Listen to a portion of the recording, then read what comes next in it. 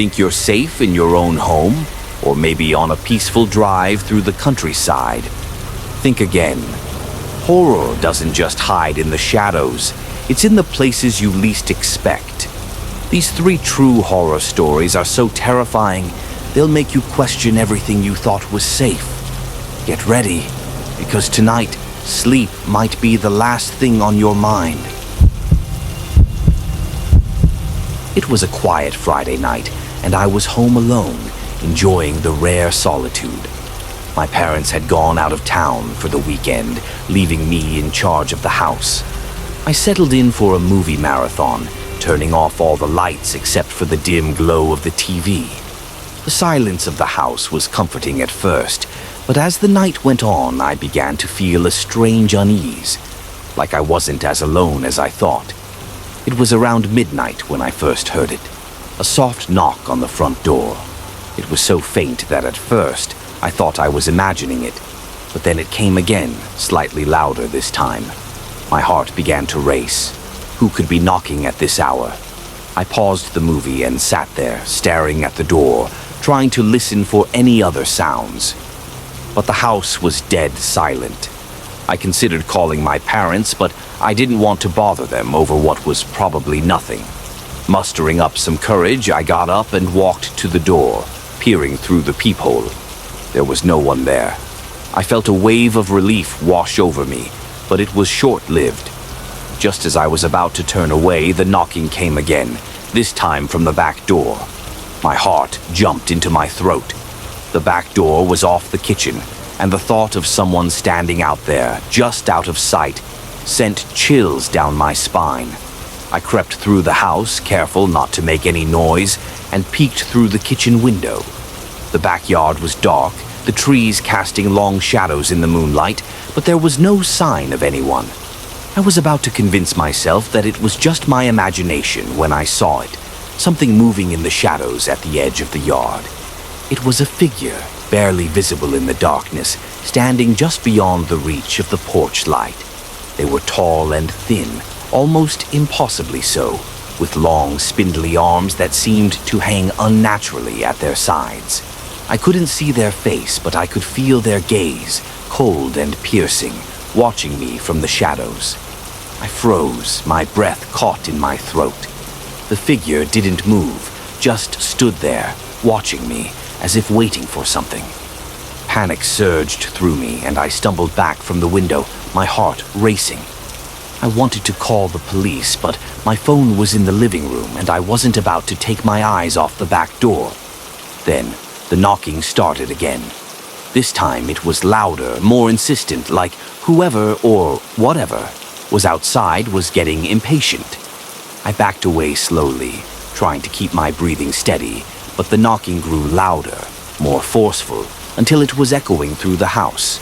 Desperation took over, and I bolted for the living room, grabbing my phone and dialing 911 with shaking hands. The operator's voice was calm, but it did little to ease my fear as I tried to explain what was happening. They assured me that help was on the way, but I could barely focus on their words.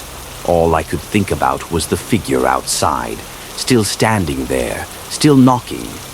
And then, as suddenly as it started, the knocking stopped. I held my breath, listening to the silence that followed. The house was eerily quiet, the kind of quiet that makes your skin crawl. I slowly made my way back to the kitchen, every step feeling like a mile, and peered out the window again. The figure was gone. The police arrived shortly after, but there was no sign of anyone around the house. No footprints, no disturbances, nothing. They assured me that it was probably just some kids playing a prank, but I knew better. Whatever was out there that night wasn't human. I don't know what it wanted, but I'm certain that if I hadn't called for help, it wouldn't have stopped knocking. To this day, I can't explain what happened. My parents brushed it off as a figment of my imagination, but I know what I saw. And every time I'm alone in the house at night, I can still hear that knocking, soft and insistent, echoing in my mind. It was supposed to be a simple road trip. a weekend getaway with my best friend, Jake. We'd been planning it for weeks, a chance to escape the city and enjoy some fresh air in the mountains.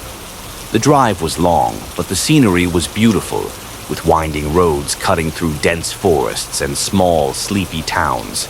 Everything was perfect until we hit Highway 23. The highway was a notorious stretch of road, infamous for its sharp curves and treacherous cliffs. Locals called it the Devil's Path, and there were countless stories of accidents and strange occurrences along the way. But Jake and I weren't superstitious, and we brushed off the warnings with nervous laughter. It was just a road, after all. What could go wrong? We were about halfway through the highway when things started to get weird. The sun had set hours ago, and the only light came from our headlights cutting through the darkness. The road seemed to stretch on forever, with no other cars in sight. The silence was unsettling, broken only by the hum of the engine and the occasional rustle of the trees in the wind. As we rounded one of the many curves, Jake suddenly slammed on the brakes, sending us skidding to a stop in the middle of the road. My heart was pounding, and I turned to him, ready to ask what the hell he was doing. But the look on his face stopped me. He was staring straight ahead, his eyes wide with fear, his knuckles white as he gripped the steering wheel. "Did you see that?" he whispered, his voice trembling. "See what?" I asked, glancing out the windshield. The road was empty, just a long stretch of asphalt disappearing into the darkness. "There was someone standing in the middle of the road," he said, his voice barely audible. "Right there, in front of the car." I felt a chill run down my spine. I hadn't seen anything, but the fear in Jake's voice was real. I looked again, straining my eyes to see something, anything, but there was nothing there. Just the empty road and the shadows of the trees. "Are you sure?" I asked, trying to keep my voice steady. "I'm telling you, man, they were right there," Jake insisted. A woman, in a white dress. She was just standing there, staring at us. A wave of unease washed over me. We both sat in silence for a moment, staring out at the road. But there was no sign of anyone. Eventually, Jake shook his head, muttering something about how tired he was, and we continued driving, though the tension between us was palpable. A few miles down the road, it happened again. This time I saw it too, a figure standing at the side of the road, just at the edge of our headlights' reach. It was a woman, just as Jake had described, wearing a long white dress that seemed to glow in the darkness. Her hair was long and dark, covering most of her face, but I could see enough to know that something was wrong. Her eyes were hollow, empty, and as we drove past, she slowly turned her head to follow us, her gaze fixed on the car. I felt a cold sweat break out on my skin, and I gripped the seat, my heart racing. Jake was muttering under his breath, his eyes wide with fear, but I couldn't tear my gaze away from the rearview mirror, where I could still see her standing there, watching us disappear into the night. We drove in silence, too scared to speak, too scared to stop. But the worst was yet to come. A few miles later, the car suddenly died. No warning, no sputtering, just dead. The engine cut off, the lights went out, and we were left sitting in the middle of Highway 23 in complete darkness. Jake frantically tried to restart the car, but the engine wouldn't turn over. The silence was deafening, and all I could hear was the sound of my own breathing, heavy and fast. Then, from somewhere in the darkness, we heard it, a faint, almost inaudible whisper. It was soft at first, like the wind rustling through the trees, but it grew louder, more distinct, until it was clear that it was a voice, a woman's voice calling out to us. "Help me, please." The voice was coming from behind us, from the direction we had just come. Jake and I exchanged a terrified glance, neither of us daring to move. The voice came again, louder this time and closer. "Help me." I turned around slowly, my hands shaking, and looked out the back window. There, standing in the middle of the road, was the woman in white. But something was different now. Her face, which had been obscured before, was now visible, and it was twisted into a mask of pain and rage. Her mouth was open in a silent scream, her eyes wide and unblinking, staring straight at me. I screamed, and in that moment the car roared back to life, the lights flickering on as Jake slammed his foot on the gas. The tires screeched as we sped away, the woman vanishing into the darkness behind us. I didn't look back, too terrified to see if she was still there. We didn't stop until we reached the nearest town, where we pulled into a gas station, shaking and breathless. We never spoke about what happened that night, not even to each other, but I still see her sometimes in my nightmares. The woman in white standing in the middle of the road, her hollow eyes staring into my soul.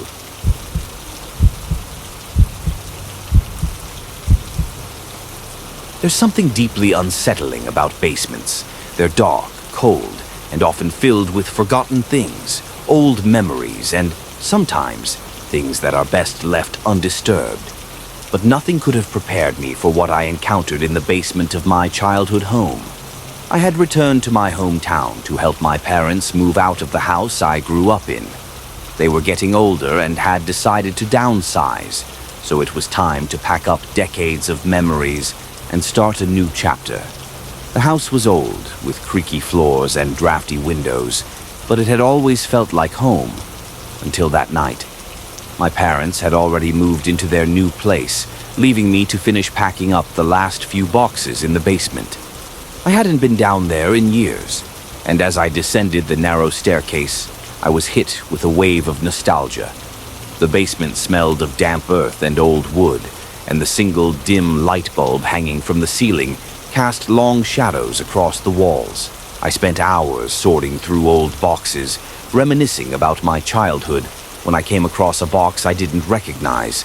It was tucked away in the far corner of the basement, covered in a thick layer of dust. There was something odd about it, something that made me hesitate before opening it. But curiosity got the better of me, and I lifted the lid. Inside, I found a collection of old photographs, black and white, the edges frayed and yellowed with age. The people in the photos were unfamiliar to me, their faces blank and emotionless.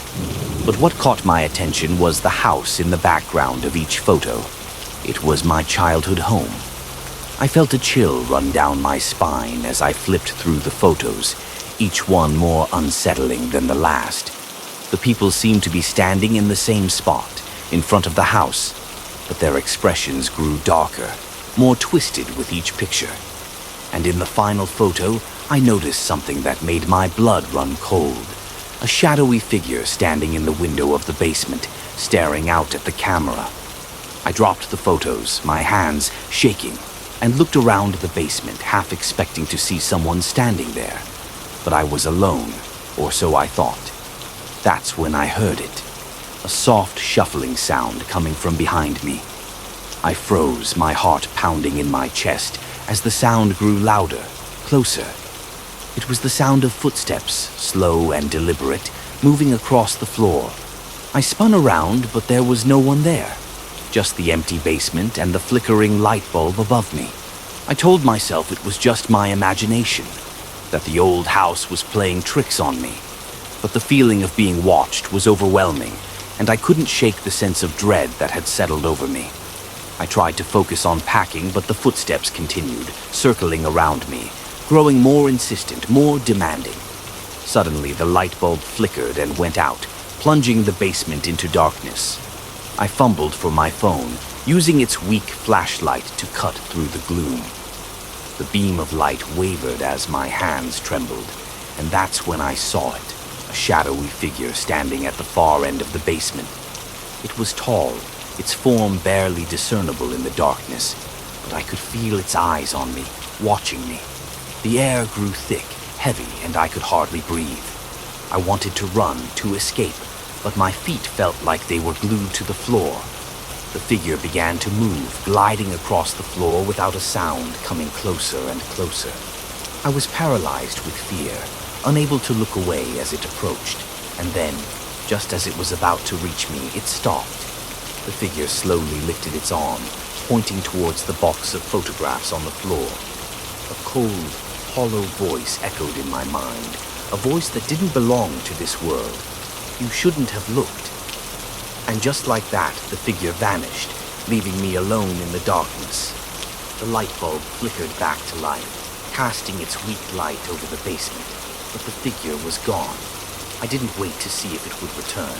I grabbed my things and bolted up the stairs, not stopping until I was outside in the fresh air, far away from that cursed basement. I never told my parents what happened that night, and I never went back to that house. They sold it a few months later, and I heard the new owners moved in without incident. But I can't help but wonder if they ever found that box, if they ever saw the photos, and if they too felt the presence of the shadow in the basement. All I know is that some things are better left forgotten, buried in the past where they belong. Because once you disturb them, they never really let you go.